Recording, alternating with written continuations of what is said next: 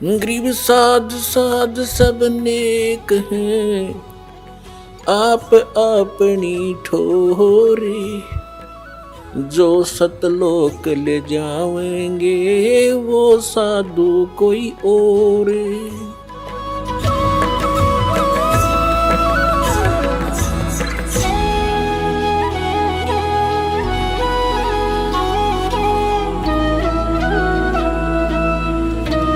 ಈಗ ಅಂತೆಯೇ ಮೀರಾಬಾಯಿಗೆ ಜ್ಞಾನ ಆಯಿತು. ಅವಳು ಸಮಾಜವನ್ನಂತೂ ನೋಡಲಿಲ್ಲ. ಠಾಕೂರರ ಹುಡುಗಿಯಾಗಿದ್ದಳವಳು ಠಾಕೂರರದು. ಮತ್ತು ಠಾಕೂರ್ ಸಮಾಜದಲ್ಲಿ ಸೋದರಿಯನ್ನು ಮಗಳನ್ನು ಮನೆಯಿಂದ ಹೊರಹೋಗಲು ಬಿಡ್ತಿರಲಿಲ್ಲ. ಅವರನ್ನು ಪರದೆಯೊಳಗೆ ಇಡ್ತಿದ್ದರು. ಸ್ವತಃ ಅವರಿಗೆ ಬೇಕಾಗಿ ನೌಕರರು ಇರುತ್ತಿದ್ದರು. ಇಲ್ಲದಿದ್ದರೆ ಸ್ವತಃ ಮೇಲ್ ಅಂದರೆ ಗಂಡಸರು ಎಲ್ಲರೂ ಕೂಲಿ ಮಾಡುತ್ತಿದ್ದರು ಅಥವಾ ಹೊಲಗಳಲ್ಲಿ ಕೆಲಸ ಮಾಡ್ತಿದ್ರು. ಮತ್ತವರನ್ನು ಮನೆಯಿಂದ ಹೊರಗೆ ಹೋಗಲು ಬಿಡ್ತಿರಲಿಲ್ಲ ಹೆಂಗಸರನ್ನು. ಮತ್ತು ಒಂದೊಮ್ಮೆ ಮನೆಯಿಂದ ಹೊರ ಹೋದರೆ ಅದು ತಮಗೆ ಅವಮಾನ ಎಂದು ಭಾವಿಸ್ತಿದ್ರು. ಬಹಳಷ್ಟು ಇನ್ಸಲ್ಟ್ ಎಂದು ತಿಳಿತಿದ್ರು. ಆ ಸಮಯದಲ್ಲಿ ಮೀರಾಬಾಯಿಯ ತಿಳುವಳಿಕೆಗೆ ಬಂತು ಈ ಕಥೆ. ಮತ್ತು ಅವಳು ಮಂದಿರಗಳಿಗೆ ಹೋಗಲು ಪ್ರಾರಂಭಿಸಿದಳು.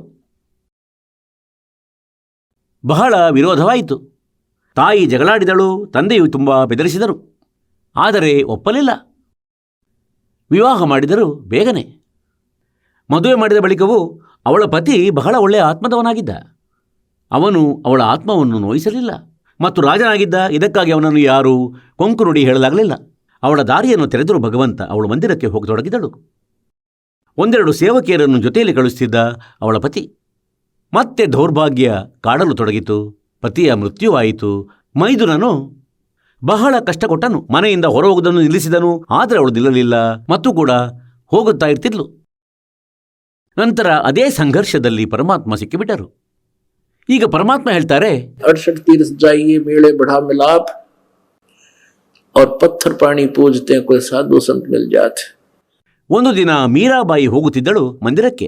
ದಾರಿಯಲ್ಲಿ ಪರಮಾತ್ಮ ಹೇಳ್ತಾರೆ, सोचल सिद्धर मैं करूं अपने जन के काज. ಕಬೀರ ಪರಮೇಶ್ವರರು ಮತ್ತು ರವಿದಾಸರು ಸಾಧಾರಣವಾಗಿ ಜೊತೆಯಲ್ಲಿ ಇರ್ತಿದ್ರು. ಅಲ್ಲಿ ಸತ್ಸಂಗ ಮಾಡುತ್ತಿದ್ದರು. ಅದೇ ರಸ್ತೆಯಲ್ಲಿ ಎಲ್ಲಿ ಮೀರಾಬಾಯಿ ಮಂದಿರಕ್ಕೆ ಹೋಗುವ ದಾರಿಯಲ್ಲಿ. ಆ ದಿನ ಮೀರಾಬಾಯಿಗೆ ಆ ಸತ್ಸಂಗ ಕೇಳಲು ಸಿಕ್ಕಿತು. ಅವಳ ಮನಸ್ಸು ಬದಲಾಯಿತು. ಮತ್ತು ಪರಮಾತ್ಮ ಅಲ್ಲಿ ಲೀಲೆ ಮಾಡುತ್ತಿದ್ದರು. ಏಕೆಂದರೆ ತನ್ನ ಪ್ರೀತಿಯ ಆತ್ಮವನ್ನು ಸೆಳೆಯುವುದು ಅವಶ್ಯವಾಗಿರುತ್ತದೆ. ಅಲ್ಲಿ ಪ್ರತಿ ವಾರ 2-3 ದಿನ ಸತ್ಸಂಗವನ್ನು ಮಾಡುತ್ತಿದ್ದರು. ಮತ್ತು ಮೀರಾಬಾಯಿ ನಂತರ ಸತ್ಸಂಗಕ್ಕೆ ಹೋಗತೊಡಗಿದಳು. ಅವಳ ಮೈದುನ ಅವಳನ್ನು ಹೊಡೆಯ ಬಯಸಿದ. ವಿಷವನ್ನು ಕುಡಿಸಿದನು. ಸಾಯಲಿಲ್ಲ. ಹೇಗಿತ್ತೋ ಹಾಗೆಯೇ ಒಂದೇ ಸಮನೆ ಕುಡಿದಳು ಎಲ್ಲವನ್ನು, ಏನೊಂದನ್ನು ಬೆರೆಸದೆ ಹಾಗೆಯೇ. ಮತ್ತು ಸರ್ಪವನ್ನು ಕಳುಹಿಸಿದ್ದ ಮೀರಾಬಾಯಿಯನ್ನು ಸಾಯಿಸಲು ಆಭರಣಗಳ ಒಡವೆಗಳ ಡಬ್ಬಿಯಲ್ಲಿ, ಬಾಕ್ಸ್ನಲ್ಲಿ ಆ ಒಡವೆಗಳ ಡಬ್ಬಿಯನ್ನು ತೆರೆಯುವಾಗ ಮೀರಾಬಾಯಿಯು ಆ ಕರಿ ಸರ್ಪವು ಆಭೂಷಣ ಒಡವೆ ಅಂದರೆ ಹಾರವಾಗಿ ಮಾರ್ಪಾಡಾಯಿತು. ಇಷ್ಟೆಲ್ಲ ಆಗಿಯೂ ಕೂಡ ಅವನು ಅವಳ ಮೈದುನ ಏನಿದ್ದ, ಅವನು ರಾಜನಾಗಿದ್ದ. ಸೋದರನ ಮೃತ್ಯುವಿನ ಬಳಿಕ ಅವನು ತನಗೆ ಅವಮಾನವೆಂದು ತಿಳಿದ. ಅಂದರೆ ವಿಧವೆ ಅತ್ತಿಗೆ ಸತ್ಸಂಗಕ್ಕೆ ಹೋಗುತ್ತಾಳೆ, ರಾತ್ರಿಯ ವೇಳೆಯಲ್ಲೂ ಹೋಗುತ್ತಾಳೆ. ಗೌರವದ ನಾಶವಾಯಿತು. ಕೊಲ್ಲಲು ಬಯಸಿದ. ಅವಳನ್ನು ಸಾಯಿಸುವೆ. ಇಷ್ಟು ಭಯಂಕರವಾಗಿರುತ್ತದೆ ಈ ಲೋಕಲಜ್ಜೆ. ಕೊಲ್ಲ ಬಯಸಿದ, ಆದರೆ ಮಾಲೀಕನ ಯಾರ ಮೇಲೆ ಕೈ ಇದೆ ಹೇಳ್ತಾರೆ, जाको राखे साइया मार सके ना को और बाल ना बाका कर सके जग बैरी हो. ಹಾಗೆ ಮೀರಾಬಾಯಿ, ಧ್ರುವ, ಪ್ರಹ್ಲಾದ ಇವರ ಇತಿಹಾಸ ನೋಡಿ. ಪರಮಾತ್ಮ ಯಾರೊಡನಿದ್ದಾನೆ ಅವರಿಗೆ ಯಾರೂ ಏನೂ ಕೆಡುಕು ಮಾಡಲಾಗಲಿಲ್ಲ.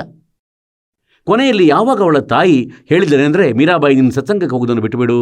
ಸಮಾಜ ನಮ್ಮ ಬಗ್ಗೆ ಬಹಳಷ್ಟು ಮೇಲು ಕೇಳು ಮಾತುಗಳನ್ನು ಆಡುತ್ತಿದೆ. ಆಗ ಮೀರಾಬಾಯಿ ಹೇಳಿದನೆಂದರೆ, ಸತ್ಸಂಗ में जाना मेरा ना छूटे चाहे जल का मरो संसार.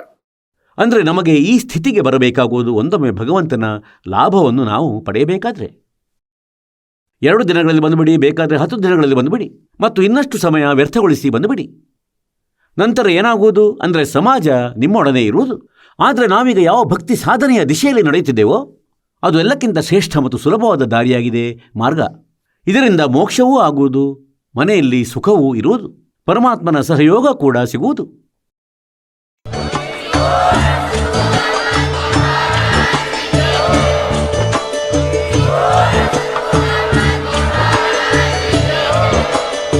ನೀವು ಕೇಳಿದ್ದೀರಿ ಜಗದ್ಗುರು ತತ್ವದರ್ಶಿ ಸಂತ ರಾಮ್ಪಾಲ್ ಮಹಾರಾಜರ ಮಂಗಳ ಪ್ರವಚನ.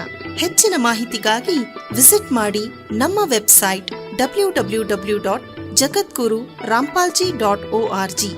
ಸಂತ ರಾಮ್ಪಾಲ್ ಮಹಾರಾಜರ ಶುಭ ಆಶೀರ್ವಾದದಿಂದ ಇಡೀ ವಿಶ್ವದಲ್ಲಿ 500ಕ್ಕೂ ಹೆಚ್ಚು ನಾಮದೀಕ್ಷಾ ಕೇಂದ್ರಗಳಿವೆ. ಇದರಲ್ಲಿ ಸಂತ ರಾಮ್ಪಾಲ್ ಮಹಾರಾಜರಿಂದ ನಿಶುಲ್ಕವಾಗಿ ಆನ್ಲೈನ್ ನಾಮದೀಕ್ಷೆ ಕೊಡಲಾಗುತ್ತಿದೆ. ತಮ್ಮ ಹತ್ತಿರದ ನಾಮದೀಕ್ಷಾ ಕೇಂದ್ರದ ಮಾಹಿತಿಗಾಗಿ ಸಂಪರ್ಕಿಸಿ 888 444 7302